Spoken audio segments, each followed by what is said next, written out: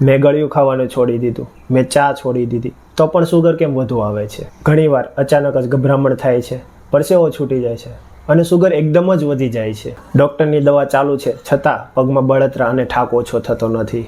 તો સાંભળો, કદાચ તમે ખોટી જગ્યાએ ઈલાજ કરી રહ્યા છો. મીન્સ કે તમારું સુગર જીભને લીધે નથી વધતું, પરંતુ તમારા મગજને લીધે વધે છે. તમે મીઠાઈ નથી ખાતા, પરંતુ ચિંતા ખાવ છો. એવું કહી શકીએ કે જ્યારે તમે નાની નાની વાતનું ટેન્શન લ્યો છો, ત્યારે તમારું મગજ શરીરને કહે છે ખતરો, જેના લીધે તમારા શરીરમાં સ્ટ્રેસ હોર્મોન જેવા કે કોર્ટિસોલનું પ્રમાણ વધી જાય છે, જે તમારા શરીરને ઓર્ડર આપે છે કે શરીરને વધારે એનર્જીની જરૂર છે. એટલે વધારાનું ઇમરજન્સી માટે સ્ટોર કરેલું સુગર પણ શરીર લોહીમાં જવા દે છે અને તમે ખાધું નથી છતાં પણ સુગર વધી જાય છે. તો તમને આવું ક્યારેક ફીલ થયું હશે કે જ્યારે તમારા સ્ટ્રેસ, ચિંતાનું કારણ વધી ગયું હશે, ત્યારે સુગર અચાનક જ વધી ગયું હશે. તો આવી રીતે વધી જતા ઇમોશનલ સુગર કંટ્રોલ કરવાના 2 રસ્તા છે. પહેલું, જ્યારે ગુસ્સો આવે ત્યારે પોતાની જાતને કામમાં પરોવી દેવું, કસરત કરવી, જેનાથી વધેલું સુગર એનર્જીમાં પરિવર્તન પામીને ઓછું થઈ જાય. બીજું, જમતા પહેલા ઊંડા શ્વાસ લેવા, જેનાથી તમારું નર્વસ સિસ્ટમ એક્ટિવ થશે અને પાચન સુધરશે,